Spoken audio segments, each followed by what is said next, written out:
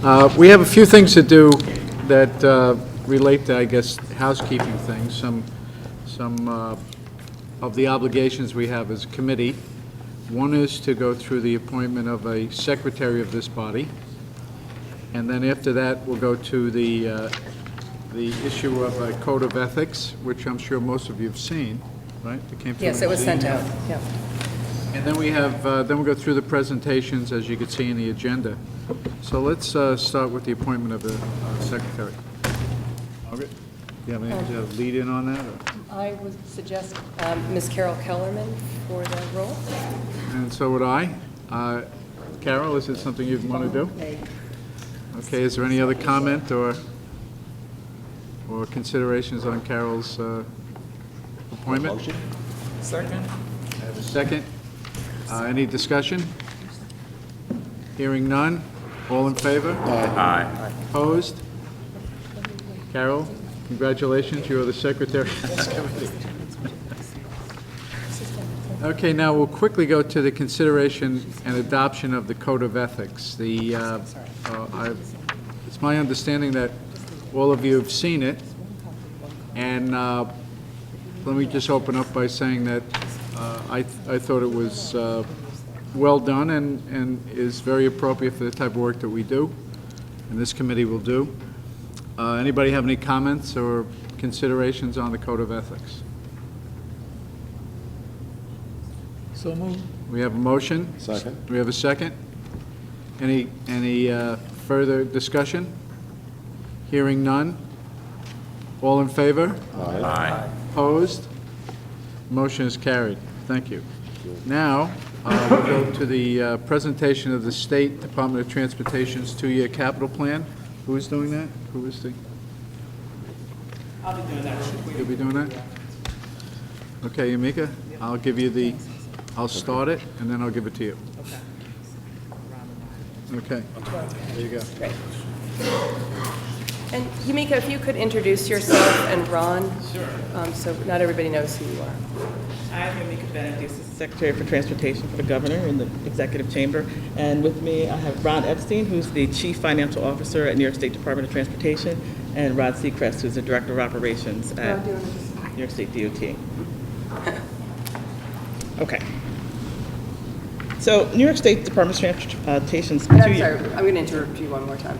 So the part of the New York, the legislation that created the New York Works Task Force mandated that this body, the New York Works Task Force, submit a two-year capital plan. So this is the two-year capital plan that's been put together for presentation. It's to be forwarded for consideration.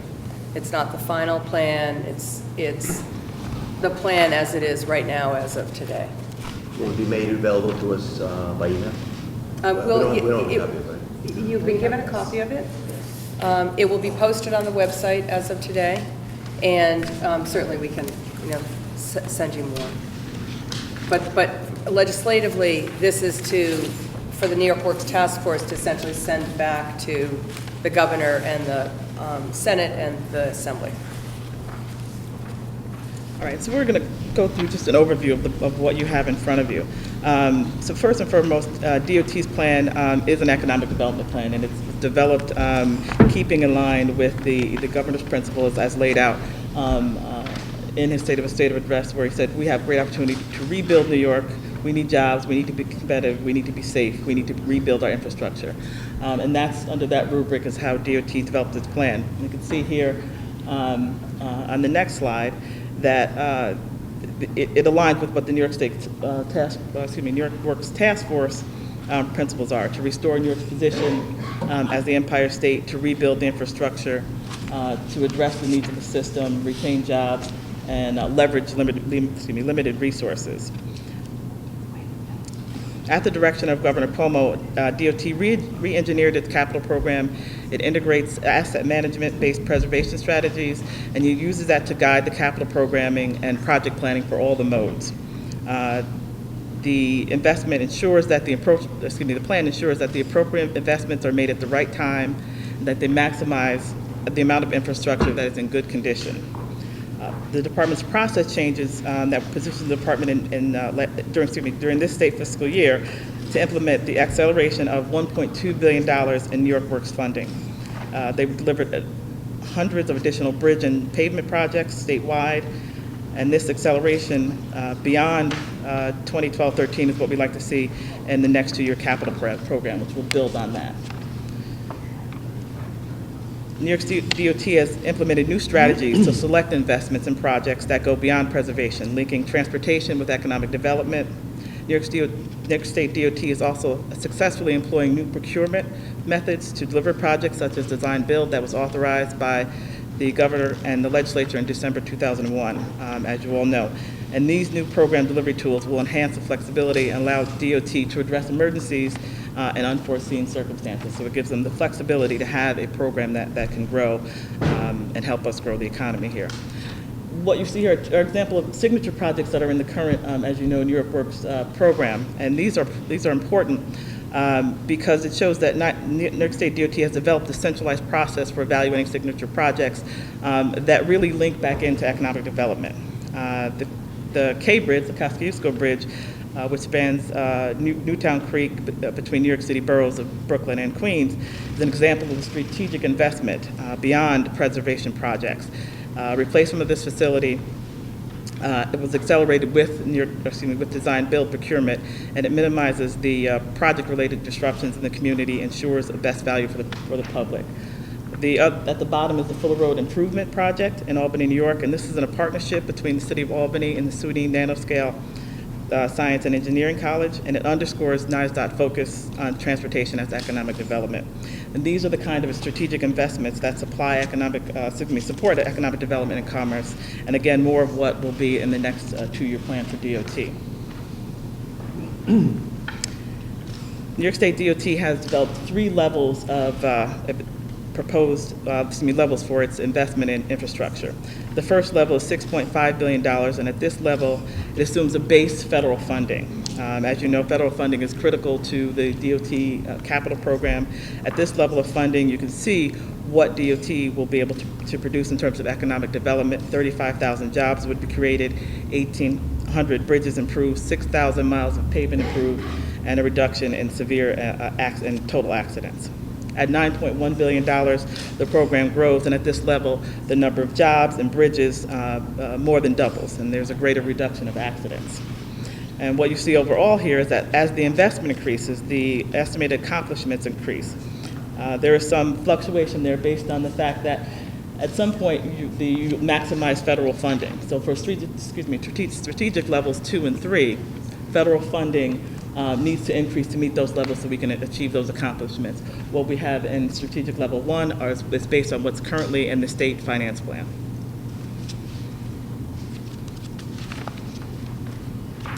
New York State DOT's capital plan goes beyond the highways and bridge modes. It is a multimodal plan that invests in public transportation. And New York's future economic competitiveness, requires investment of all these modes. It creates a balance where transportation can support a sustainable future. So similar to the highways and bridges, the state's extensive modal assets would include public transportation, aviation, rail, and port transportation, all benefit from New York State DOT's planned preservation and renewal investments. And so this slide shows what the estimated accomplishments would be for the other modes. You see the buses that would be able to be purchased, the miles of track that would be able to be upgraded. In addition to these modes, there will be wharf improvements for the 4 upstate port authorities, new rail sidings, transload facilities, and airfield safety improvements.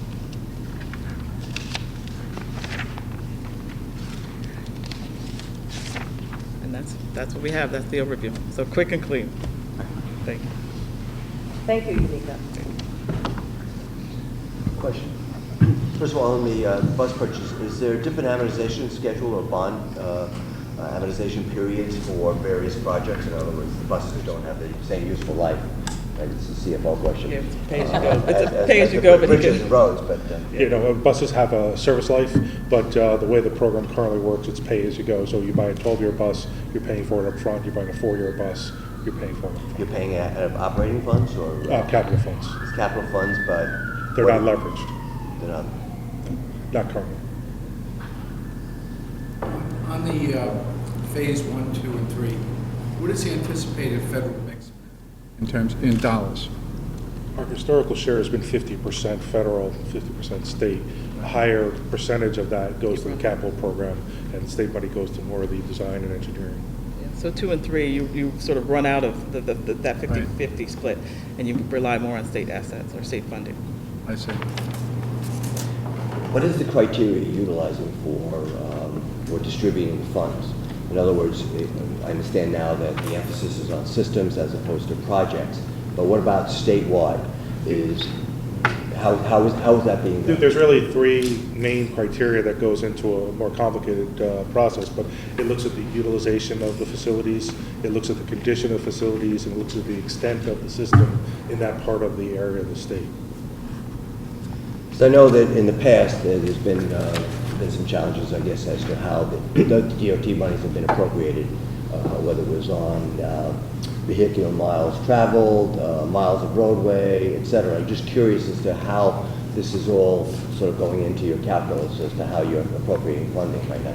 Like I said, it's a needs-based program that takes engineering-based state of good repair into consideration, the preservation first strategy. So Okay, so that's one criteria would be on the condition, whether it's good operating condition, that would be one standard of care. it's looking to make the right investment at the right time. So you have a list of, we inspect bridges every 2 years in New York Sure. State, if not sooner, depending on the facility. So basically, you look at the bridges and you say, okay, these are the ones that need attention now, and you look at the elements that need to be replaced, and you draw your line depending on what the envelope is. But that's just one criteria. Right. I mean, in other words, you have bridges throughout the whole state. Many of them are in disrepair. How do you prioritize them? You're looking at the traffic, the age, I mean... Like I said, it's the 3 factors. It's utilization, it's the condition, it's also how many you have in your area in the state. Okay, so the standard of care is one criteria. And how do we get towards prioritizing beyond that? In other words, why would a road, for example, in New York City, receive possibly a higher rating than a road, say, for example, in the Capital District or on Long Island? What criteria are you using to do this? And it's not just on the condition, it's also on utilization and... Right. The nexus between economic development and where it is Curious, located in the where's that? infrastructure. Do we see that calculus, or how? You won't see it in the plan, but I think we can sort of get you from the department, what those factors are, and they do the modeling. I think some of us would be interested in seeing that. Yeah. Yeah, And Ron, before you answer, John is from Long Island, and so he has a... But I have a statewide perspective. He has a, for the New York Works Task Force, he has a statewide perspective. Right. Again, basically, as Yumika said, we run models, so basically, it makes the investments in the assets that require replacement, it's kind of blind to where in the state it is. And that's why Long Island tends to have better conditions than some of the rest of the states, so. It's triage, basically. Yes. It's triage. With this budget. Unfortunately, it's right. triage. That's basically, because resources are constrained, then we need to make sure that we are focused on trying to do the right treatments, the cost-effective treatments at the right time to extend the service life of our assets. So, and our model is blind to, where those investments necessarily are geographically, as opposed to looking at the asset itself. So, for instance, when we decide, like on a pavement preservation treatment, we look at the lowest cost treatment that's going to do the job. So it's really dollars. It's dollars per VMT. Right, but if we're looking at really the criteria where I believe the governor has established this, and we are blind to the geography, okay? But what we're not blind to is the economic development. It's not just the condition of roads or the vehicular traffic. But use, for example, Long Island, okay, for example, where our roads, we are highly dependent upon not just the automobile, but the trucks, because we don't have a rail system that delivers freight. We basically, in essence, have a commuter railroad. So I'm just curious, is there some factor, just looking and saying that the economic development that's occurring or critical on Long Island that affects the state's economy, how does that get calculated into the overall formula? Yeah. You want me to? I can, it's okay. Well, again, traffic volume and economic development are sort of, hand in hand, is the way I would look at it. Types of vehicles, too. Types of vehicles, too. The intent of our program is to try to preserve as much of the system as possible. And really, I think what you're looking at is when it comes down to when an asset is no longer capable of being preserved and it needs to be replaced or taken out of service, that the economic impacts associated with replacing that weigh into our decision making. And we have a process that we've established that we review projects that are beyond preservation and prioritize them from a statewide perspective. But to your point, we're aware if there's a bridge somewhere upstate New York that needs to get to a yogurt factory somewhere downstate, we're cognizant of that when we look at our plans and say, even though this bridge maybe doesn't have the highest utilization, we understand that's a critical corridor for this particular industry. Because of the secondary and indirect economic benefits that wouldn't typically be in an engineering calculation or construction calculation or condition. Correct. Just curious if we can see that, how that's calculated. Very good. Any other comments on the report? I do. Just, are there specific, behind you have several alternative investment levels. Behind those numbers, are there specific projects related to each of those figures? Projects list has not been developed yet. Once we finalize what funding level they're going to go through, then that will produce the projects that fit within that financial envelope. So how did you get to an overall number without looking at the projects that are behind those numbers? That's what better said by my We have a list of projects which we don't want to hand out until we know what the line is, because then, we got an issue of what do you do with all these other projects. So we're trying to figure out the models and the criteria that we use. We've identified candidates for funding. We need to know what the funding is so we know where to draw the line and present what those candidate projects are. And trade-offs relative to what assets we're treating. So depending on the level, your mix of projects is different depending on the level of funding that you have available. Trying to optimize the conditions based upon the funding that's available. Okay, and of the three alternatives here, and obviously they could be anywhere in between those alternatives. Right. But within those numbers and the projects that are behind those numbers, did you look at the regional distribution of where the projects would be at all as part of that? We run it blind as a first cut, and we know there's another process that goes on with the budget where some of these things get negotiated. All right, thank you. I think one of the mandates for the New York Works Task Force globally is to be able to look at the capital budget both by sector, meaning, whether it's transportation sector, environmental focus, et cetera, and also to be able to look at it across the 10 regions of the Regional Economic Development Councils. So right now the Implementation Council is full throttle getting a draft, the draft capital budget that you all had framed. I don't know how soon, we're sort of at first draft, is in the works now, Rob, but what we will be able to do is cut the entire capital budget by region. So Long Island would be a region, Capital District would be a region, et cetera. So it's the same, Western New York as a region, and look and see transportation is one category, environmental focus, health and hospitals, et cetera. Everything will be shown that way. So we'll get there, but we're at this point right now of getting us to that point of getting there. That develops, DOT will further develop its capital program, and you'll start to see the more information on that. Now, is it going to be presented to us once we see it? It's going to be fait accompli? Even what we've heard from Rod and Ron today and Yumika, it's very much an iterative process. So as the New York Works Task Force has sort of been directing us on, let's do it over a 10-year period, let's use these criteria, let's use these, this is the template. We now have the agencies and authorities kind of marching forward, and we'll start to see the results of that. We've had now 2 rounds of the Implementation Council, and a lot of folks in this room were at those meetings. Yumika is an assistant secretary of transportation. We have other deputy secretaries, assistant secretaries also playing a very big role. And you'll see when we get to the New York Works Task Force report presentation, you'll start to see kind of the state of play, is what I would call it. What's your timing on when you expect to have the budget finalized, or at least with regard to as where the line gets drawn and which projects are proposed to be funded as opposed to not funded this year? Likely be later on, at the end of this year or beginning of next year, in line with the state budget development process. To tell them. They don't- Well, we Someone have has at to the, give them a number. Bob Navigant couldn't be with us today, but both Tom Wood and Mike Navakowski from Department of Budget are representing Bob Navigant. So the New York Works Task Force is working very hard to stay in line with the budget deadlines, I guess, in terms of putting it together.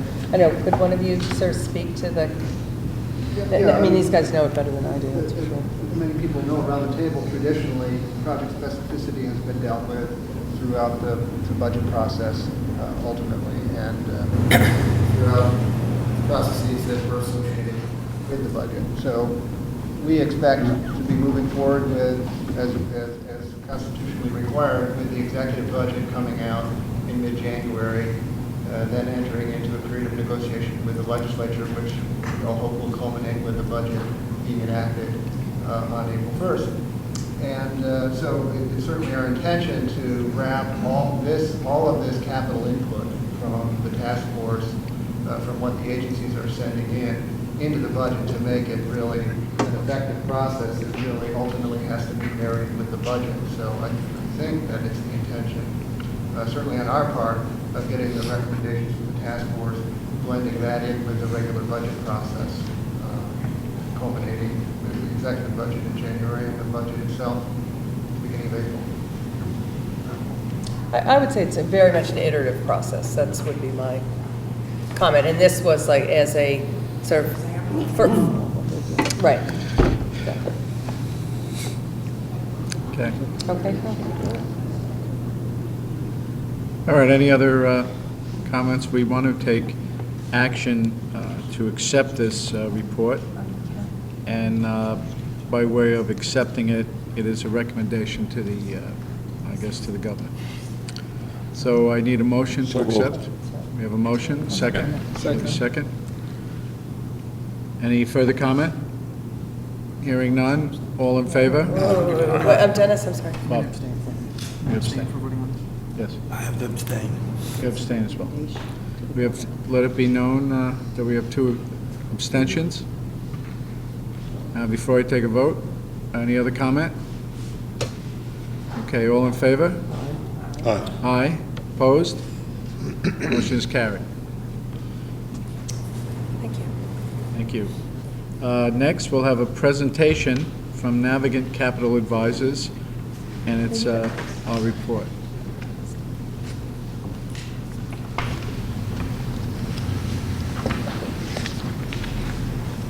And Robert, do you want me to just introduce you to folks, or? Yeah. And I'll let, Well, we can, I'll introduce myself. I'm Robert Annis, Managing Director at Navigant Capital Advisors. Michael Jordan is the Director at Navigant, and Matthew Cummey is an analyst at Navigant Capital Advisors. Glad to be here today, and glad you invited us. Again, I'm Robert Annis, I'm Managing Director at Navigant Capital Advisors, and give you a little bit of background on what we're doing here at the table. And really, our main goal was to really provide review and assistance as the September report was put together regarding the New York Works Task Force and the status of that. Navigant, just by way of background, is a 2,000-plus person consulting firm, specialized independent advisory firm that supports government agencies, municipal bodies, companies, lenders, institutional investors, and general counsels. So we're a full-service consulting firm. I'm co-head of the infrastructure solutions team, and within that group, we have about 150 dedicated professionals that comprised of industry executives, economists, construction engineers, investment bankers, really supporting and advising infrastructure operators and owners across the U.S. We've advised on over 68 of these type of engagements, including owner-operators with annual revenues of in excess of about $25 billion, and have participated in capital plan reviews of over $17 billion, and really involves the entire spectrum of infrastructure assets, from port transportation assets, Connecticut DOT, Caltrans, MTA, most major airports nationwide, a lot of terminal and rail projects. And most recently, we've had a great opportunity of working with a number of the infrastructure organizations here in the state of New York. Most notably recently, the Port Authority, where we performed a kind of top-to-bottom operational and organizational review over the last year. And it's really been exciting to watch the Port Authority go through the positive transformation that they've gone through. And also with the Thruway Authority this summer, when we performed a financial and operational review and worked closely with Karen Ray, Tom Madison, Chairman Milstein, and John Bryan, the CFO. They're great groups of people that we met over the summer, and they all share the governor's vision of moving the state forward. You know, we know it's been a busy, short period of time for Margaret and her team, and really our main goal today is to provide you a status update of the New York Works Task Force and what's been completed. And they've really accomplished a lot since the task force was created. I'm going to stop you and say we. I mean, it's been the task Yes. force is this group. We're just staffing it. Yes, understood. But wanted to give a call out to the, driver of the bus, if you will, or one of the drivers of the bus, if you will. So I'll go right into it. We've talked about the nature of our engagement, and we really spent a lot of time with the New York Works Task Force staff, a number of the presentations, reviewed a number of analysis prepared from Department of Budget, and we interviewed a number of parties that are involved in the Regional Economic Development Councils, and really received a high-level cooperation from all parties involved. So it was really a collaborative process. So what you have in front of you, the deck you have, is the complete presentation that'll be posted on the web and that you'll have a copy of for brevity of time. And we've redacted this to actually provide more of a story content for today's meeting. So if there's a little bit of a disconnect from the presentation you have, this is really just a separate cold presentation from the larger deck. And Rob, what I just want to do is this report is again laid out in the bill that set up the New York Works Task Force. It in the future, the date in the bill says September 1st. Will be a little bit easier to make the September 1st deadline than it was this particular year because we've only been in business about 5 months. Much of what's in here is things that we did at the June meeting and the July meeting, and then in the working groups, the smaller group meetings that we've had. Things like the demographics you have not seen, but these are just state demographics that Jen McCormick and her team from ESD, pulled together for us, just to, again, anchoring back the direction on the capital budget being anchored back to the economy and the growth of the New York State economy, cognizant of the fact that the debt ceiling and everything that we do related to infrastructure is about growing the jobs in the state of New York, as the governor has said repeatedly. So with that, that's good context. So with that in mind, we're going to put all that into context. There's just some demographics that were provided to us by the DOB. When we first reviewed the task force work plan and talked with Margaret and her team, it was evident that there was an overarching goal the governor really wanted to accomplish with this task force. And it's I guess a slogan we've created internally, but it's really to create a catalyst for infrastructure-led job creation and economic growth throughout the state, while ensuring better fiscal responsibility and accountable and efficient deployment of that capital. And really the task force wants to really assist in driving forward some key metrics. And I'm a big believer in measuring your work, plan your work your plan, but also measuring your progress along the way. And I think these key metrics will be some of the key metrics that the state is going to want to track as the statewide capital planning process moves forward, to really understand, are we getting the biggest bang for the buck that we can with our dollars? And that's personal income, GDP, job growth, population growth, really helping drive a young and educated workforce to the state. And there are other metrics, obviously, that you could track, but this just gives you a sense at a high level, some of the most important ones that you would want to track. And other metrics that it would include is really changing and influencing the demographic trends. And you can see from the chart here, there's expected decline in the prime working ages of 15 to 24, or the younger workforce of 15 to 24, 45 to 64. And there should be areas of focus on building back that population growth or stemming the population growth decline, but also recognizing the fact that demographics are shifting towards more of a aging population and supporting sectors which support that area of focus and growth across the state. So it's really important to be able to address both. And we'll get to a slide in a moment that'll describe that further. And most importantly, these are the sectors from the statistics that we've been given that are expected to show growth. And as I mentioned, healthcare is going to be a big part of that, business services, information technology, any high-tech type areas. And I know New York State has become big into that. But also, you want to balance that with projects that will help stem some of the decline in the manufacturing base. As you've heard the common term that stuff is moving back from China, that is the case, and New York has some really excellent port locations that should be taken advantage of and can really help bring some more job growth to the area. But the key thing is having a balanced approach and putting projects that are going to deliver the economic value that the state and the governor want. With that in mind, you have the big overarching strategy of saying create jobs, let's grow the state, the GDP in the state, personal income needs to grow. And with that, how do you make all those things happen? So the governor and the task force have created this statewide capital planning mechanism that is going to be the facilitation of that goal and of that strategy. And the goals to get there really are pretty simple. It's to coordinate the capital planning across the state. Better utilization will generate more effective economic growth. It's to create new ways to pay for it. As Margaret alluded to, the state debt capacity is at its limit, and you want to be able to balance the ways that you're going to pay for these projects going forward and really put money to work faster and more efficiently. And through a collaborative approach statewide, that's really going to help that happen.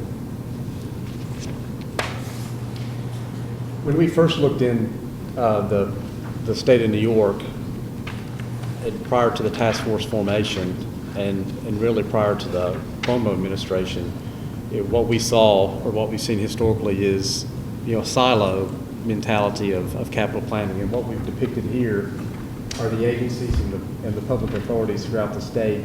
And basically everybody had taken their own fiefdom, if you will, their own silo, and created their own budget, which is typically what most states do.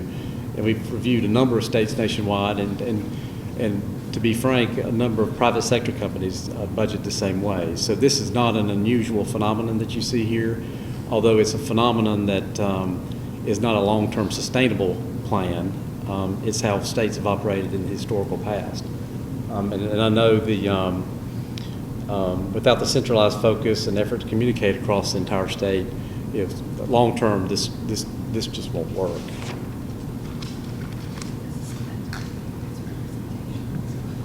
From a capital spending standpoint, you can see capital spending really has grown, and we calculated at an 8% growth rate since 2003. Since Cuomo took office, that spending has begun to stabilize and to be reprioritized, which is appropriate given the circumstances. But yet, long-term, the state and infrastructure capital needs of the state are going to continue to grow. And the key element is this, and the main reason for the task force is to really how to address this in a competitive environment for funding. Not all projects can get funded, but it's a collaborative effort that the task force, from what we've reviewed, wants to accomplish in matching those funds with where the state's best bang for the buck and the most job creation can be generated. And you saw this slide here, which shows the silo mentality of capital planning. The task force wants to go to this type of a process from a statewide capital planning perspective. So to the left, you have the different sources of funding from state, federal government, public financing, provides cash, funds to fund projects. But you see the collaborative effort between the task force and the regional economic development councils, task force coordinating a sector and regional planning focus, and advising the governor and state legislature of how the money should be best prioritized. And then obviously those monies flow through to the state agencies and authorities and projects get implemented. It's a much more organized approach. And it seems, it may appear, well, it's all going to be centralized. Well, no, it's going to be a very decentralized focus from what we've seen, but it's going to provide, the New York Works Task Force, from what we've reviewed, is going to provide a way to collaborate and understand how projects can be best utilized, best implemented, across the state. A prime example of that is our experience at the Port Authority. We had probably the first week that we were there doing our first assessment of the capital plan, and it's symptomatic of a lot of public agencies and state agencies, if you will. We were participating on a capital plan oversight committee meeting, and there was a discussion among fire suppression systems between two of the big infrastructure, the TB&T and the PATH. And the PATH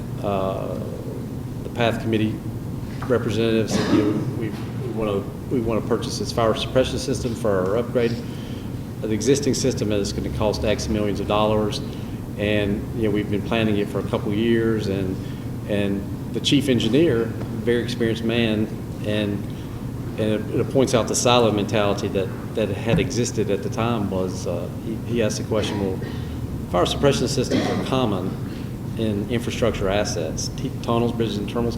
Have you talked to the other line departments within the Port Authority to see what kind of fire suppression systems they're using? And you hear crickets in the room. So that one story is the emblematic of what the task force is really trying to do, is to really create the collaboration across all segments of the economy, whether it's the DOT, whether it's the Parks and Recreations, or whether it's the Freeway Authority. It's really create that sense of collaboration and communication. And more informed is better than separate silos of information. And the Port Authority has really done a complete 180 on that process in terms of realigning their capital planning methodology. But this ultimately is the way that the task force would like to work, and will work, where it provides advice to the regional economic development councils, to the governor and state legislature to best prioritize the funds going forward. So I think that response to either John or Carol, the task force wasn't set up to make the decisions. It was much more sort of the intellectual firepower to go back to these guys and say, okay, as we sort of work together, make sure this all makes sense and that we're all looking at it holistically. So the idea is to continue to advise the legislature, advise the governor. What's been done, and the next two slides really show really a lot amount of progress since the Regional Economic Development Commissions were put together back in early 2011. We've reviewed all the various meeting minutes, the presentations that were there. Really over 22 steps have been taken since the governor launched the Regional Economic Development Commissions. The roundtables, working sessions have been completed. You're on your second round of CFA funding, which really is a kind of an unprecedented process in the U.S. and what we've seen in terms of regions actually competing for funds and actually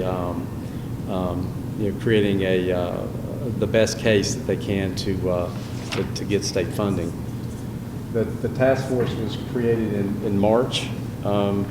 It's met regionally in public forums and provided the opportunity for the public to weigh in. The Implementation Council has been created and has met twice, and most recently in a workshop format to really begin discussing this whole capital planning, statewide capital planning process, which Mike Jorgensen, my colleague to my right, will go through shortly.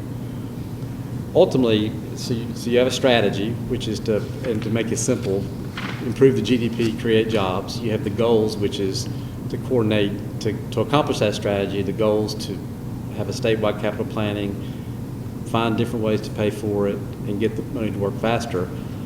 What's the method? What's the process where all that's going to happen? The statewide capital planning process that the New York Works Task Force has created is going to be the genesis of how that's going to happen. And to really successfully implement all these large-scale changes, as Margaret mentioned before, it's an iterative process. And when we first sat down with the New York Works Task Force team and interviewed and discussed what the accomplishments were and 46 agencies and the $20+ billion of capital spend that's there, trying to consolidate those agencies, and they've all done things different ways, and they've historically, some agencies have done things better than others. It's going to take time, and it's going to be an iterative process, as Margaret alluded to. And I think through these forums and through the regional forums that have taken place, that's going to help that process gel. Is it going to be perfect the first time around? No. But will it improve over time? Of course. And I think there's been, from what the discussions that we've had with some of the REDC members and leaders, is that the communication piece has been the most important part of the element, and having people in the same room asking questions and really fielding the understanding of what needs to happen statewide. We've done a detailed review of the capital planning processes in other states and agencies, as well as the private sector, for this particular project, to analyze what the task force has created in rolling out the statewide capital plan. And we're here today to basically say that the plan that is in place, or going to be in place, is going to employ a lot of the best practices that we see in the public sector and the private sector, which we think is an excellent step forward. And now I'm going to turn it over to Michael Jorgensen, and he's going to walk through some of the analysis that we did on the best practices in the public-private sector, and how the New York Works Task Force is making those applicable to their statewide capital planning process going forward. Thank you, Robert. Good afternoon. So as Robert indicated, and others at the table, under Governor Cuomo's administration, the need for fiscal constraints was recognized because all the needs could not be met with the available resources. So as part of one of the goals for this task force was to develop a structured and disciplined approach to bring to the capital planning process from a statewide perspective. Navigant, as part of our objective, Navigant has researched other similar states, large states with very large capital spending, as well as our experience with other Fortune 100 companies, and looking at how they implemented long-term capital planning and what were some of the key themes, some of the best practices from those organizations. And this slide basically summarizes the best-in-class, or the common approaches that were employed by the various other states, as well as some of the leading private companies across the world. The best-in-class capital planning practices employ a systematic and iterative approach with standardized tools that, when taken as a whole, we're optimizing deployment of these limited resources to achieve the strategic plan for, in the state's cases, for economic growth and job creation. The four common elements, as indicated on the slide, started with a defined strategic plan with established goals. One of the key criteria here, as we were finding, it intended to be a 10-year rolling plan, which the task force is recommending. But as part of this, it was really a focus on aligning the key priorities with the strategic plan. And what we were finding is some of the key priorities of these best-in-class states, again, are very much the same as what the state of New York is looking as its key priorities, and those were being promoting innovation, increasing employment and personal income, transparency, effectiveness and efficiencies, and fairness. This, again, these were strictly aligned with the strategic plan, and the key elements of these strategic plans of these comparable states, and again, which reflect the New York State's strategic plan, were economic competitiveness, economic opportunity, job creation, asset preservation, and sustainability.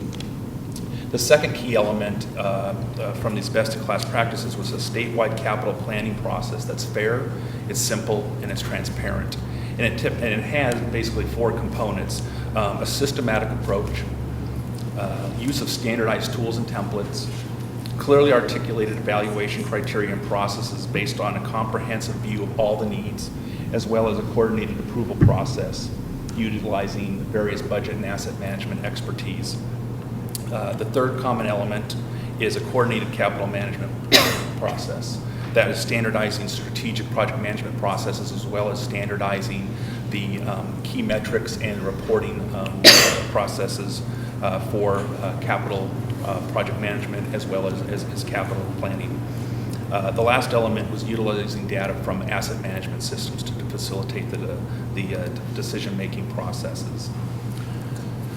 So that kind of set the context from how we approached looking at the plan for the task force.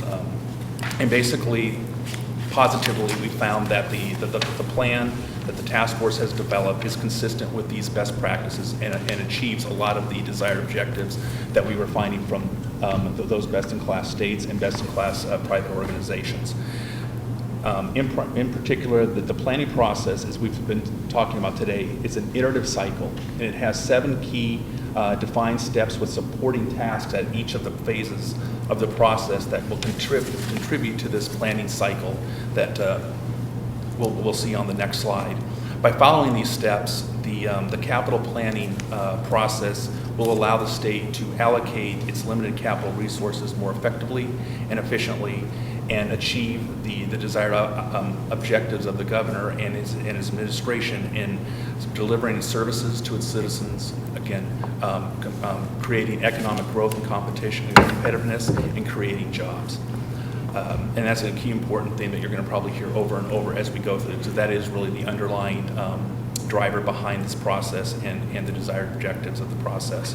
As highlighted, So Michael, I'm just going to interrupt you for a second. So the list that you see on the left is what we had all done at our July meeting. It's basically the same. It's identical to what we had discussed at that point. And on the right, what we're doing is we're showing the benefits, the desired outcome of what you're going to achieve by following this structured and disciplined approach. And again, it's achieving this comprehensive view of statewide assets.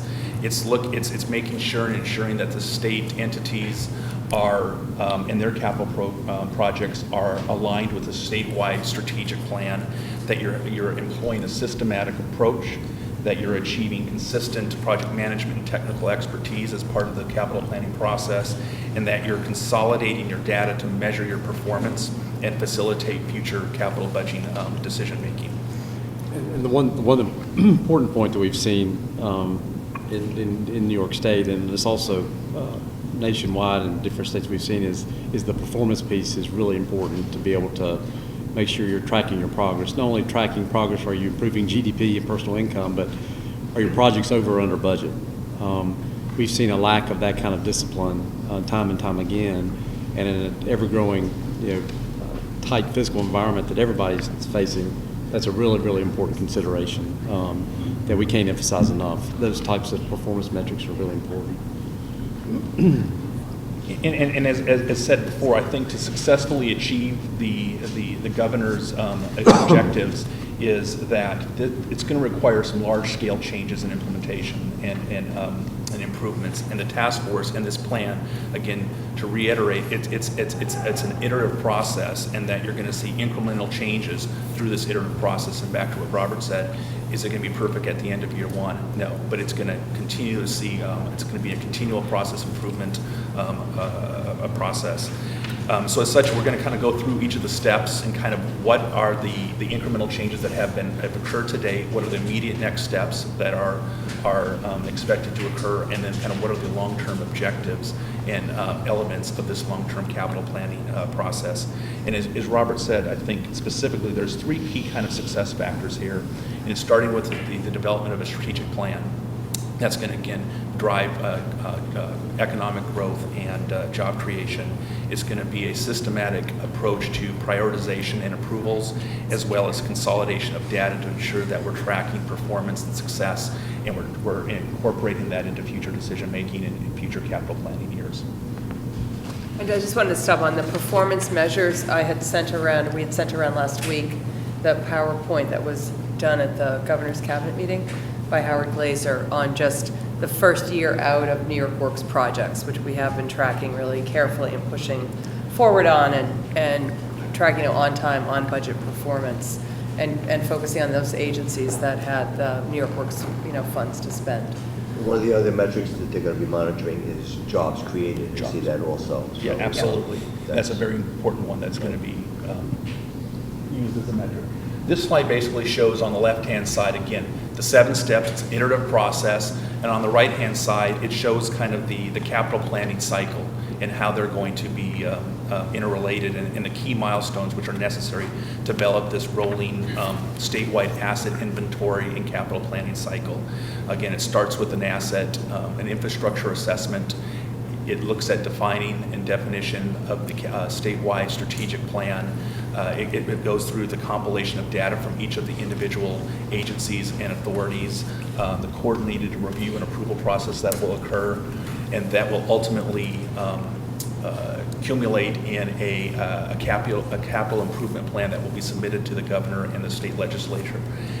That will be followed through any legislative actions that are required, the execution by the various agencies and authorities, and then again, it culminates in a reporting, an annual reporting that will demonstrate the progress to date, the successes that have been achieved, and also allow for feedback into the process improvement loop and future decision making. Have we done anything to begin the development of the asset, what did you call it? The overall asset management report where every asset is going to be documented? That's a lot of work. That is a lot of work. Has that been officially started, or is it just? Well, I think what we're finding is it's really agency and authority by agency and authority. So there's, what I call the good, the bad, and the ugly. DOT is sitting here, so you guys could talk about how you track your assets a little bit. I would say these guys would be in the good category, right? Do you want to just say Well, some already have it and some don't have anything. Yeah, exactly. So in the case of, say, DEC, there was a lack of keeping up with all the dams that we own and control in the state of New York. So part of the New York Works initiative was we've now sent engineers out to every single one of them. They're doing the dam inspections and just seeing the state, what is the state of those assets. And then you'll start to see in this year's capital plan as those reports come in, these guys need help and they don't.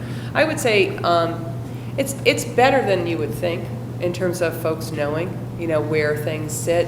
It's much more a matter of, say if you go to parks, they have 212 parks, we're doing work in 55 of them. Folks within the parks know where they are, but what actually gets rolled up and then how do you actually look at it? It's much more in the reporting and the consolidating, being able to look at it statewide. And how do those agencies or authorities interact? In other words, we've said we talk about breaking down the silos. How does DOT interact with the Thruway Authority, with the Port Authority, with MTA to make sure that the vision, the governor's vision, the legislature's vision, right, is actually being acted upon and that we're actually moving in the same direction? Right. How does that take place? Well, the way that it works is the bill set up the implementation council. So that's all part of the work that you guys are guiding. We've now had 2 implementation council meetings. We have each of the, what I call sectors set up. So these guys are in the transportation sector. I think, Yumiko, we have 26 agencies and authorities. Is that 6 agencies and authorities in there, yeah. Yeah, so 27, something like that. Yeah, 27 agencies and authorities related to transportation. So at the last implementation meeting, we did a breakout, and Yumiko ran it. Do you want to just talk a little bit about? So they all came together. We had some of it, it's actually for the first time, it's under the governor's direction. Some of these agencies were together in the room talking together about their how they do some of their capital planning based on general questions that were posed at the breakout sessions. And so that will continue under this task force. And so the implementation agencies will come together, continue to talk. They also talk outside of the task force, sort of on a regular daily basis. The agencies and authorities, particularly on the transportation sector, are talking about how you're doing with with your bridge work. Can we share best practices? They do that regularly, particularly unfortunately when there is an emergency. All of the forces come out and they really work together as one team, breaking down those silos and making sure we're carrying that out throughout the sector and transportation. But we have ports on Lake Ontario and ports on the Hudson River, and having the ports folks all together, talking within the context of it, because it's a system, not a project. right? So you could fix your Oswego port, but if it's not connected to a road and connected to the size of it, et cetera, it just doesn't. And even, I talked about transportation sector, it happens across sectors. So DEC and parks, DOT and DEC and parks, for example, interact. They have a lot of water quality issues that come with transportation projects. So all of those silos are break down. The roadways that run through parks are sometimes maintained by DOT, et cetera. So there's a lot of conversation that's happening, and how do we do things like speed up or streamline the environmental review process and still maintain the integrity of the process and move the project, get the jobs created, get the project done. So I think that breaking down the silos piece will happen more region by region by region, because that's really where we have all the agencies and authorities related to, say, Long Island now organized, and North Country and Western New York and Finger Lakes. Then you start to see what are the things that we can do in a much more cost-effective way. Of course, we'll get to it later, but talking about one of the challenges we have, as we all know too, is to expedite the projects. Yeah. We need them to happen now, so DEC Yep. probably has to be involved in almost Yep. every decision. Yep. And at the table on how they can fast track their procedures and process without compromising integrity of, but let's say it's a critical issue for, I think, for this. Right, for all of us. I think DEC is one of the common denominators across every single project, and there's a lot of discussion now happening around what can we do to move the merchandise. So on this slide, we're kind of going to go through the 7 steps, kind of key steps real quickly. And as we said before, the process starts with the statewide infrastructure assessment. Last month, the task force commenced this infrastructure assessment with the distribution of the capital planning templates that were created and the instructions to the agencies and authorities that are currently being completed and are due back in the coming weeks, actually. This is going to help coordinate the state entities as they prepare their fiscal 2013 and 2014 executive budget proposals. Through this iterative process, again, the long-term result is, again, a focus on a comprehensive inventory and view of the statewide assets, and again, to ultimately assist in the effective prioritization and deployment of the available capital investments, again, to advance the strategic plan, job growth, economic competitiveness. The second step is the strategic plan. It's going to be a 10-year long-term rolling strategic plan that currently has guiding process documents being developed and being implemented. This is an indirect, response in addressing a political priority of the governor that represents that this is going to be the first top-to-bottom plan that advances the state's strategic plan for economic growth and job creation. The long-term element is, again, to achieve a fully defined and implemented 10-year strategic plan that will be reviewed and updated every 2 years. It will incorporate full definition and understanding around the strategic plan, around the state's missions, the visions, and philosophies, and that are going to be translated, again, into tangible goals and objectives that can be measured and monitored as the project and capital plan is executed. The plan, again, will eliminate impediments to economic growth. It'll identify all the regional assets. It'll implement a defined hierarchy for prioritizing and approving the capital projects, as well as standardizing a process for communicating results and measurement. The next step is identifying the projects. And as I indicated, capital planning templates were submitted last month, and the agencies and authorities are currently in the process of completing those. There's 2 key components within the template that has been developed. The first is that projects are being allocated among 3 project criteria categories, which I'm sure you all have seen before, and those are the state of good repair, maintaining an asset state of good repair, so that's being preservation of the asset or extending the useful life of the asset. The second category is capacity optimization. This is expanding or repurposing an asset based off of economic or demographic projections. And this And it does not necessarily mean capacity increases in all cases, because disposing of a certain asset may be the optimal strategy for that asset, and so it's not just system enhancements. The last one, and probably one of the more important ones, are the transformational initiatives. These are the projects that really move the needle. These are the ones that result in significant advancement of the strategic plan. The second component, after having allocated the projects among one of those three categories, the agencies and authorities have been asked to basically define the prioritization criteria, or follow the prioritization criteria that's been established by this task force, for making sure that we allocate and only put on those projects onto the capital plan that meet these four criteria. It's important to note that projects that don't respond yes to these four criteria will not be put onto the annual capital plan. The first of these prioritization criteria, again, is a state of good repair. Does the project contribute to a state of good repair? The second is a system. Is it part of a larger system or network as opposed to an individual project? The third is environmental and financial sustainability. Does the project improve environmental or financial sustainability? And the last is, does the project maximize return on an investment? So again, the projects must meet those four criteria to be advanced to the capital plan. During November and December, the task force is leading an effort to basically compile all the data that's going to be received from these capital plan templates to, again, provide information on a regional sector, on a regional basis, on a sector basis, on a statewide basis. So we'll now start to see where the needs are by state, by region, and as well as by sector. An important component in the next step is actually the evaluation of the implementation readiness.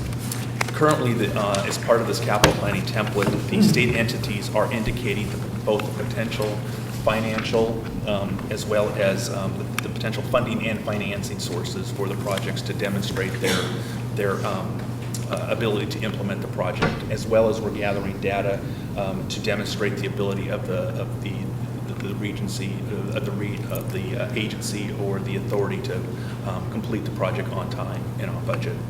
The long-term element, again, will be the implementation of a standing statewide project pipeline of implementation-ready projects. That will be a key outcome of this endeavor. It'll be, again, establishing an evaluation and approval process that is now bringing in the right expertise, be it budget experts or asset management experts, to look at the feasibility of the projects that are being proposed and their ability to achieve the desired objectives, or are they truly in a state of implementation readiness? Are there alternative funding or financing strategies that haven't been considered by the agency or by the authority to, again, provide that level of independent advice and insight into the selection and approval of the projects? This is like you've heard the word shovel-ready test. So it's the two-pronged test. The project may be ready, but is it ready to be built? And do you have the appropriate financing in place? And is it the best financing in place for the project to deliver the dollars in the most effective way? So the next step is the capital budget. The goal right now is by the end of 2012 to have developed a consolidated statewide capital budget for approval or adoption by April of 2013. Again, this is going to be by sector of the economy and by region of the state. This will be updated annually for submittal to the governor and the state legislature. The next step is execution. Simply put, the agencies, the state entities will execute the plan, and through collaboration between the task force and those agencies, they will look to improve the process and monitor the execution of the project. Again, through standardized reporting and tracking processes and use of consistent project management techniques and technical expertise. The last step is, again, probably one of the more important steps will be the measurement of the performance and the results. Again, one of the key metrics will be job creation. And right now, their key performance metrics and measuring techniques are being developed in collaboration with the regions to best manage and track the return on the capital investment of the projects. Again, long-term is again a consolidation of data at a statewide level to allow for that managing and monitoring of performance and success to be tracked. And really, the kind of next steps and timing of this whole process is, I'm sorry? No, I'm sorry, just a question on the long-term vision and where in that chain of events you would envision third-party private capital being mobilized side by side with public expenditure? That's a very good question. I think the new design build legislation that was passed, and a lot of the some DOT projects, I know the Tappan Zee is utilizing design build, and that's in process. I think the approach has to be to provide the state agencies and authorities a fuller menu of options to pursue 3P type relationships. But you have to look at it. It's not ultimately a panacea to that outcome. You have to remember when you do a full 3P, a design, build, finance, operate, maintain, there's investors on the other end that are going to command a return. So there's going to be a give and a take. I think appropriate evaluation of those things has got to be carefully considered as you look at those projects. But I think pushing the envelope further and allowing additional 3P type options to be available to agencies would be a good next step. And I think there's been some good progress or good examples of the design build working well, and actually being able to transfer some of the risk away from state agencies to private sectors that do that for a living. So I think that's it's been a positive move forward in the state so far. Mark, what's the status of the discussions with regard to alternative strategies for financing, whether it's 3P or not? I know we had discussion on the subcommittee or not. Is that still planned for that in the future? Sorry, I tickled. Dennis, do you want to just respond to that? Yeah, there's been a number of conversations on it. What I think the goal is to get, at this stage, is to get private capital, finding a mechanism for private capital to be part of the funding mechanism overall. As you know, in this state, we don't have legislation that really speaks to public-private partnerships in the way that I think it was, or some people envision public-private partnerships. So I think that from the conversations that we've had, it is trying to find a mechanism that will allow the accumulation of funds, both public and private. In other words, a bonding agency of some sort, some sort of a mechanism that would allow us to raise money that would pay some of the debt service on private capital or pension institutional capital coming in. You know what I mean? Instead of going through the process of privatizing public assets generally, it would be a process that allows the financial input of the private sector, developing a return mechanism and being able to use those funds to guarantee that return mechanism. That's sort of where this conversation is going. What's the status of the discussions with regard to a state infrastructure package? There's conversations about it that I wouldn't say they're mature, but I think we're at a point which I just laid out. That's where we want to go. I don't know if the term bank is Whatever, particularly that useful. mechanism, Yeah. right? That kind of similar. I always say that because I really don't. I see bank. It's more looking at financing mechanisms. Yeah, Right. Fun, whatever, but. But the key thing. Go back two of to the- implementation. Being Implementation able to readiness. take private funds. Yeah. And being able to provide a return on those funds as they move forward. Because the last thing I want to say here is that most of the things that we'd like to do doesn't develop a cash flow.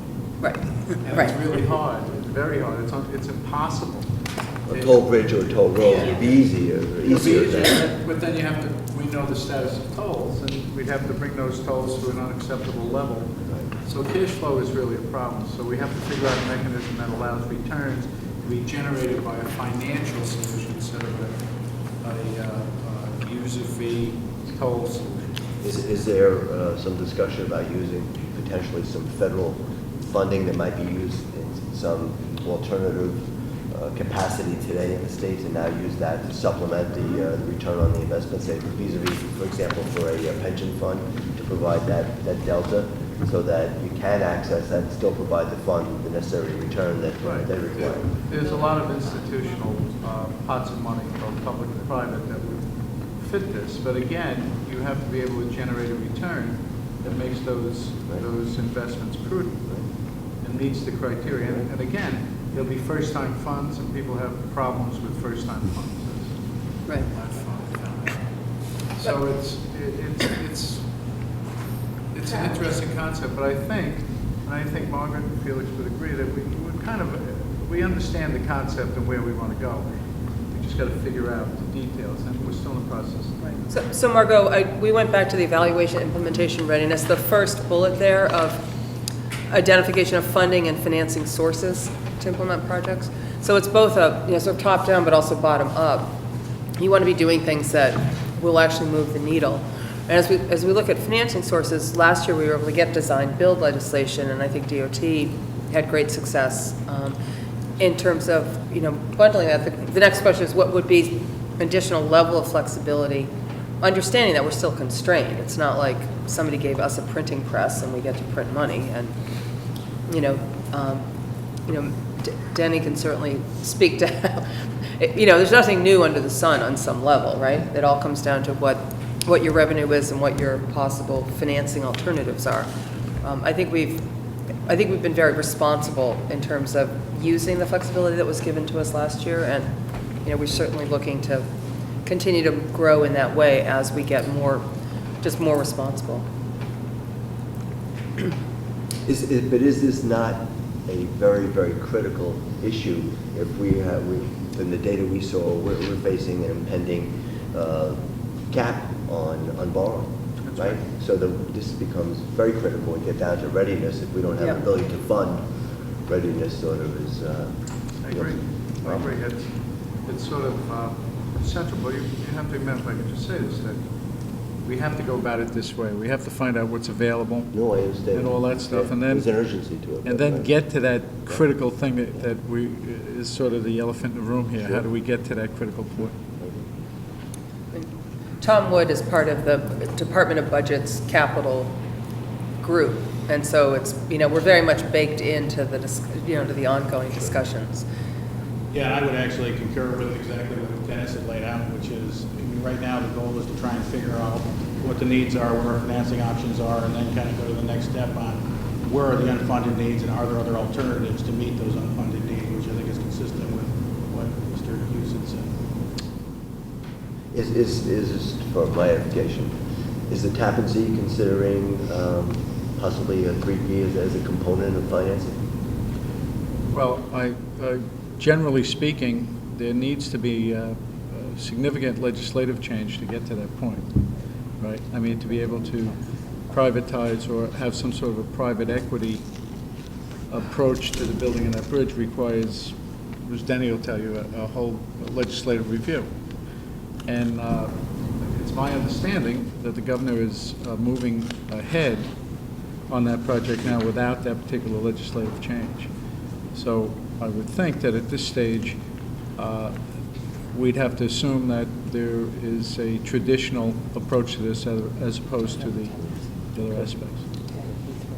They will use design build, but not this point P3. So we're using the design build that we have on the books currently, But there won't and be. continue to sort of push the conversation forward, Margot, in terms of what other tools we could get. What other tools we clearly would, it's an issue, Yeah, I guess on that point, I think what you should know is that with regard to the Tappan Zee, there is a program that the federal government offers called TIFIA that's been discussed in the press as well, which would be a very flexible and low-cost financing option for the state and the Thruway Authority. That's certainly being considered. We're trying to maximize that amount because it's such an attractive financing option for the state. So that's going to likely be a component of the financing, and beyond that, we think there are traditional type resources and programs that would enable the bridge to be financed and covered. And there's another thing too, and it's the design build capacity. There's a significant risk shift off the state Yeah. to the private sector along those lines based on that change in the law.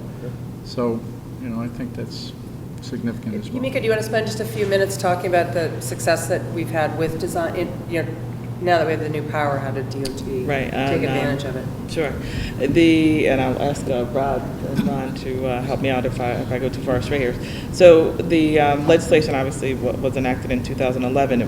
One, it allowed Tappan Zee Bridge to really take off and get underway, and it's right now it's in the procurement process using phase with design build as the delivery tool there. And interestingly, during the flooding and during the storms of Irene and Lee, which was before the legislation was enacted, but there was an executive order that allowed design build to be used in the case of an emergency, and that was the emergency. And it allowed the department to really accelerate the sort of getting folks out there to take a look at what's going on, get the bridges and the roadways repaired. And I don't have the exact timeline, the date, but it was night and day. So I'm sorry. Much more quickly. Yeah, much more quickly. So now in the as part of New York Works, some of the projects are bundled as design build. And going back to your question of sort of when do you make those decisions, DOT took a look at what bridges they had out there, what needed to be repaired, and they made decisions about which ones would be delivered as traditional design bid build and design build, and made those strategic sort of assessments, and part of the programs are moving as design build. So it's really helping get work out there, do the things that we all want, which is create jobs, get people to work, and rebuild the infrastructure. So. And in the case of the bridges, we came in, the dollars came in $1.3 million under what the internal estimates were. So in terms of both speed and quality and cost, it certainly in those particular cases showed results. In the case of one bundled bid, the bid number came in significantly higher than estimate, and we just didn't award it. We said, well, that's, we're not going to do that. There's something going on in the market that's not right. So, it gives you much more flexibility from a management point of view, project management point of view. Go ahead, Josh. Just on the Tappan Zee, when are the proposals supposed to come back, the three? Do we have a date? Sometime this month. I apologize. I don't have the exact date. October? Yes. And the numbers that... I'm sorry, the proposals are already back. The review process is now, so yeah. October. And the dollar numbers that you gave for the investments and the DOT plan, that does not include the No, Tappan Zee this is part of only that? Department of Transportation, So not that'd be Tappan Zee, which is authority throughway. project? Right. Thank you. Okay. And to wrap this up, really is the kind of the next steps and timing of the New York Works Task Force Statewide Capital Plan.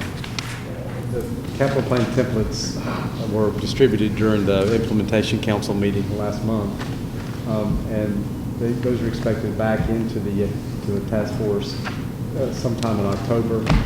Those are going to be analyzed and reviewed, and as Margaret said, sliced and diced from region and sector, and analyzed further. Those will be put together in a document sometime in November.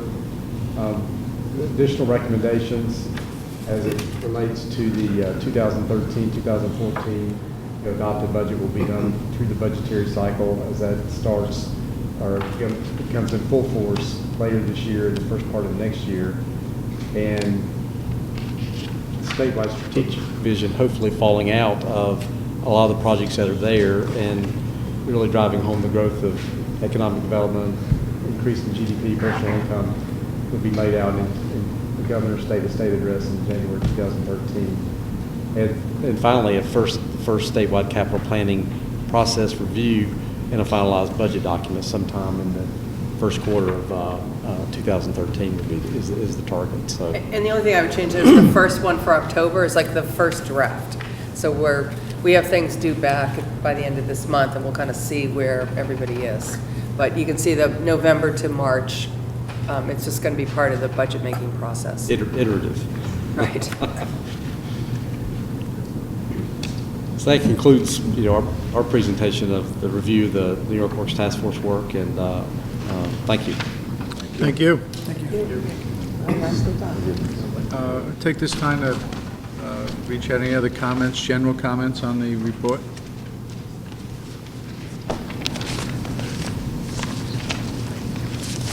Good job. I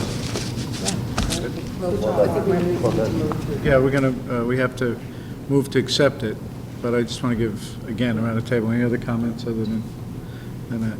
So moved. So we have a motion. Thank you, Felix. We have a motion. I need a second. Second. Okay, any other comment? Hearing none. All in favor of accepting the report, signify by saying aye. Aye. Opposed? Motion is carried. Thank you. And, great, Matt, so, John, are you, Sure. do you want Matt to click through for you, or? Fine. Sorry, Matt, I'm recruiting you for the other. I'm going to be reporting on the public forums that were held statewide on the task force work done to date. We had, I'll go through the slides here. I'd like to sort of on a personal level, from my experience, I chaired the Long Island meeting, and there were meetings held also, I believe, in Albany, Syracuse, and Denny chaired Buffalo. Albany with Rob. Okay, And Albany. Ron Canestrari was at the Albany one as well. Okay, great. And then I believe Stephanie did. Stephanie Miner did Syracuse, and Byron Brown did Buffalo. And you'll see that in the slides. And the feedback I had from reading articles, there was significant coverage in the media of the meetings, that they were pretty similar on, I think, the perspective that was offered. First off, from Long Island, I can tell you, and it was echoed, I believe, around the state, is that there was a strong sentiment that it was very supportive of the governor's initiative to have such a transparent process, to actually look to have input early on in the process to try and eliminate the silos, that there is a strong concern over the economy in the state. It's a national issue and the creation of jobs, and that there can be this input in the formulated process towards developing projects and the change really from project-oriented process to a system process. And there was strong support for that, but there was also an urgency. Everybody recognizing that we're in tight fiscal times and that budgets are going to be extremely tight. So I believe each of the regions, each of the meetings talked about concern for projects in their regions, and which is understandable. But there was also an urgency that was imparted, that we need to move forward, we need to get these projects off the ground. In particular, I know on Long Island, there was a frustration that was really sort of offered or vented more on Long Island and Long Island's way of doing business, and difficulty in getting anything done, any projects off the ground, and sort of welcoming the state's and the governor's his injection into the process. First of all, from the Regional Economic Development Councils, that was sort of a channeling and a focusing, if you will, of state capital into strategic areas into the various local economies in the 10 different regions. And so as a result, there's been strong support for that, I know, downstate, from what I'm reading, also upstate. So there's been a strong support for what the state's been doing, and hopefully that we'll continue to have that dialogue. At the meetings, there were various officials represented, both elected officials and various economic development people. You had public sector people, private sector people from the construction industry, engineering.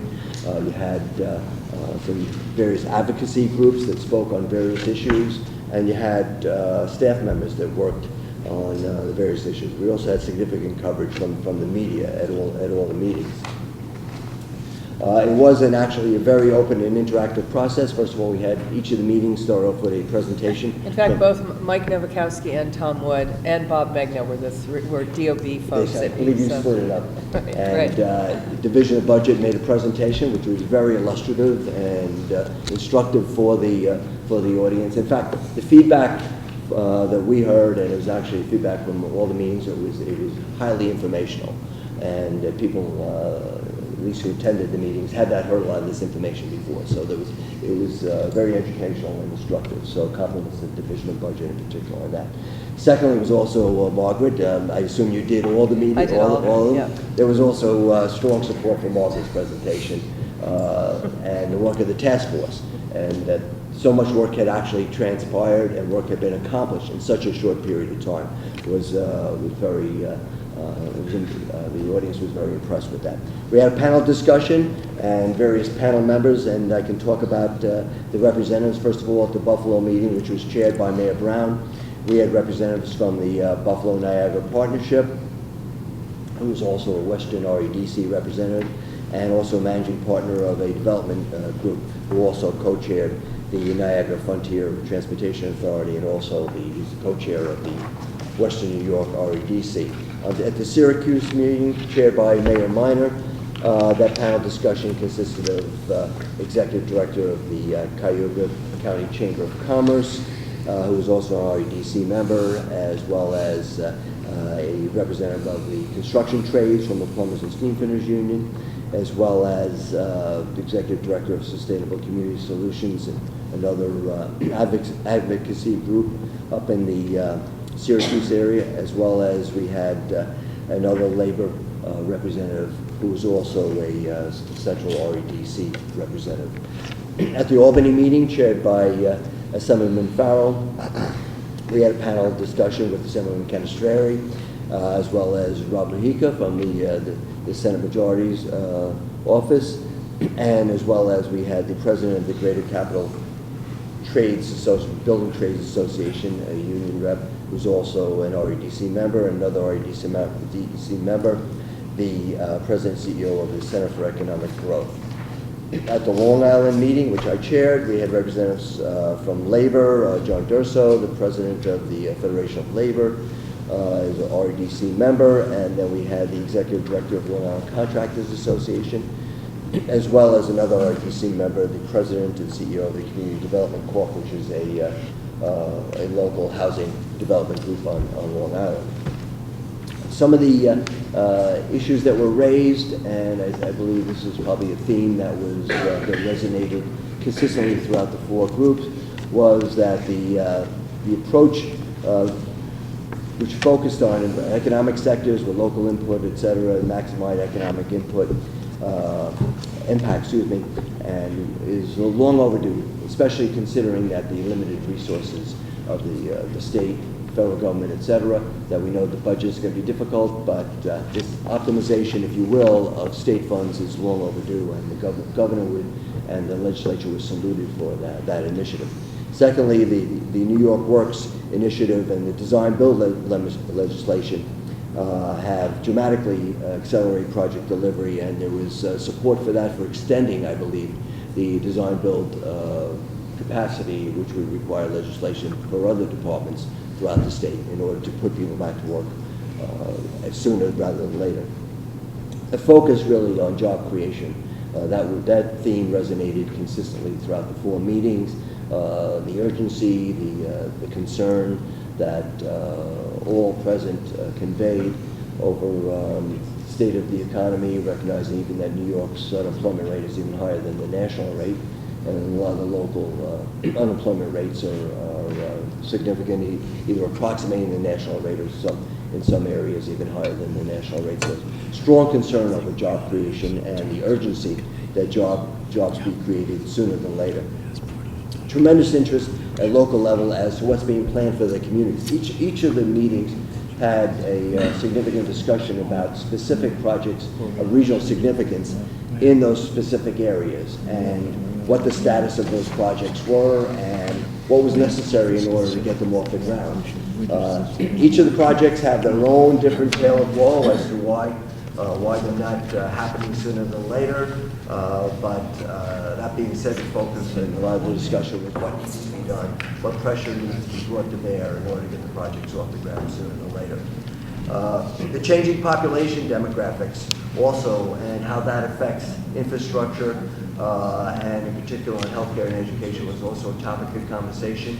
And in particular, in certain areas where we've had a loss of the 25 to 34 cohort was significant, and how that could play into future employment in the various regions was also a discussion. Extending broadband internet access, underserved communities. There was discussion on equity issues at the various meetings. Underserved areas, environmental justice issues was also discussed. and also the societal benefits, whether not only being environmental and public health, but also public externalities.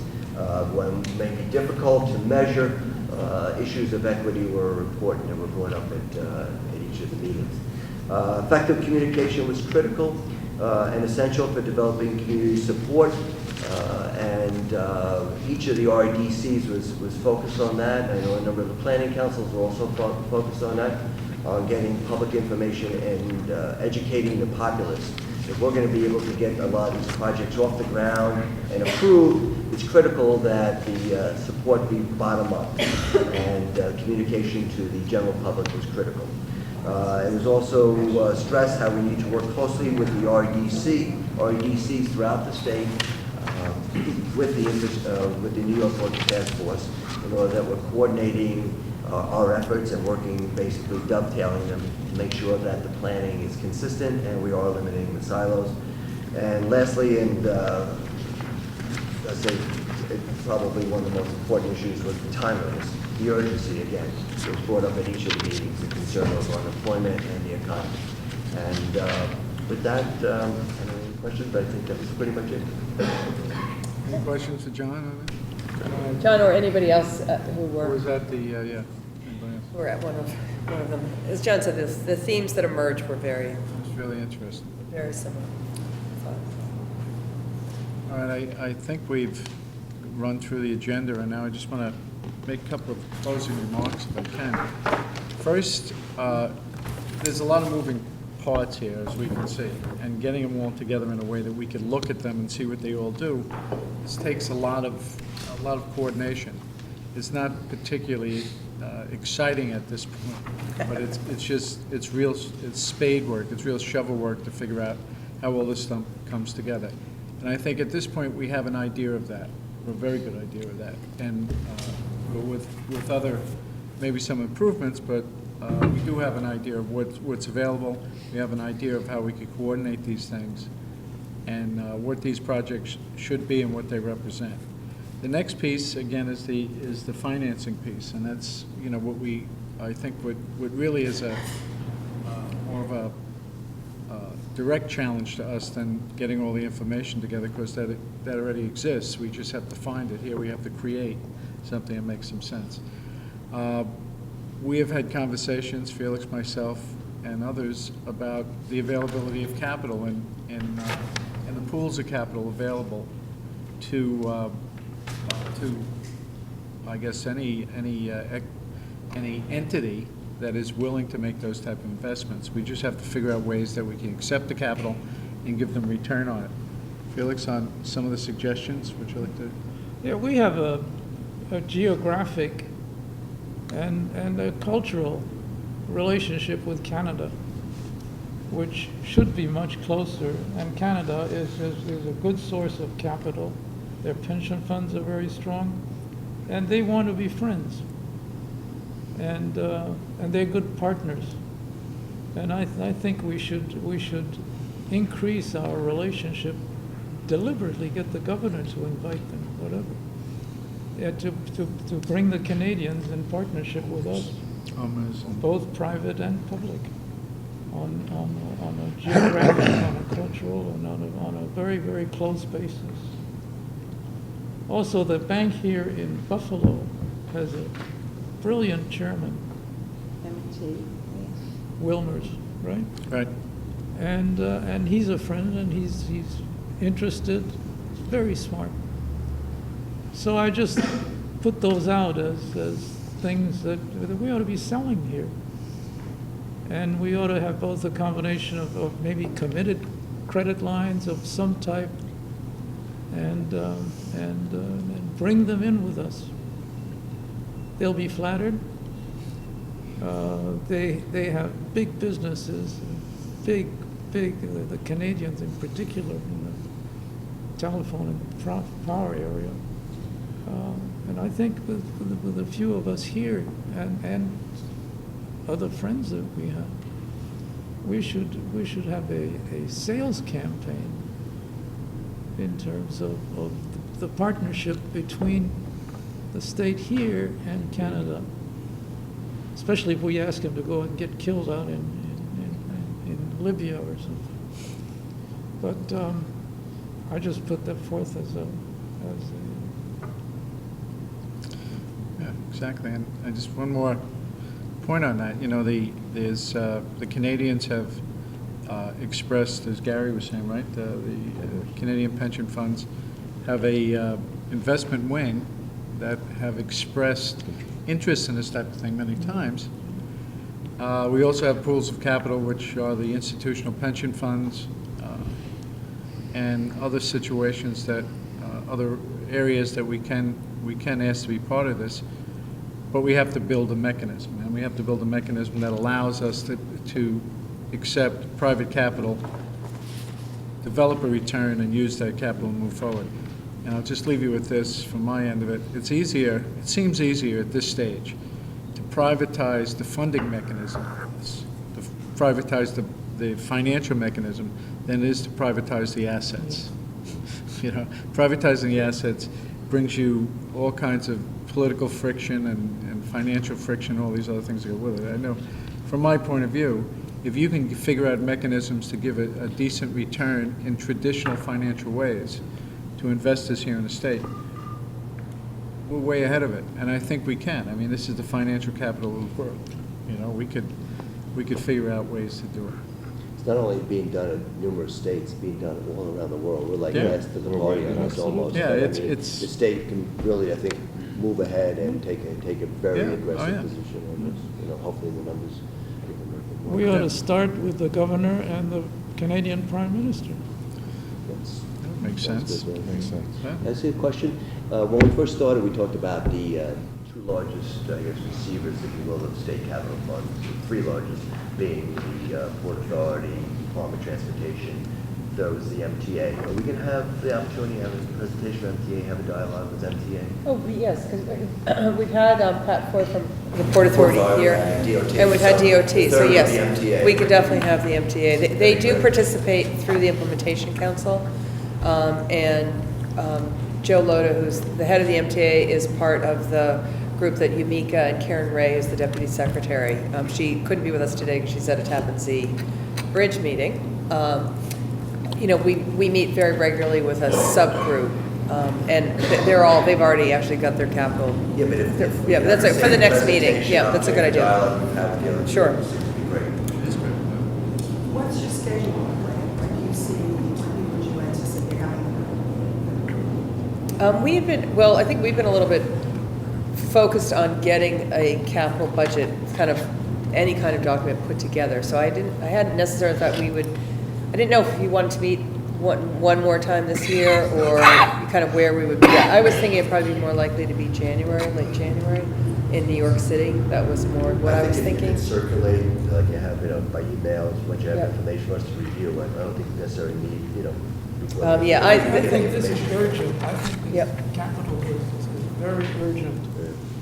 And as long as our Federal Reserve Bank thinks that money should be worthless, then we ought to take advantage of that. Well, then I'm going to try to revisit get that it date, done. and I will confer with my co-chairs, and they will direct as to when we get together. We may be in negative territory before the end of the Who year. knows? on interest rates. That's right. I was cognizant, though, that as members of the task force, you were told we would meet 4 to 6 times a year, and we started, in June, and this is already our 3rd meeting, so I was a little We're on concerned that I was at the upper limit of my how much time we could call on you for. But I'll certainly confer with Dennis and Felix and let you know. Can I just say, if we have we really have something to go over, I'm sure we're all ready to come in and go over it. right? Absolutely. So, Right. And we should also get the big banking houses, yeah. foreign and domestic. We can take commitment letters, we can take all kinds of structures that we can create. But just have a flow of interested investors, if you will. That's the exciting part about it, It's new ground. Okay. Margaret, anything else that we need to? Not that If everybody Any other any other comments? comments or anything to express? Well, I want to thank you all for being here, for the presentations. Thank Margaret for all the hard work. And we'll see you at the next meeting. Thank you.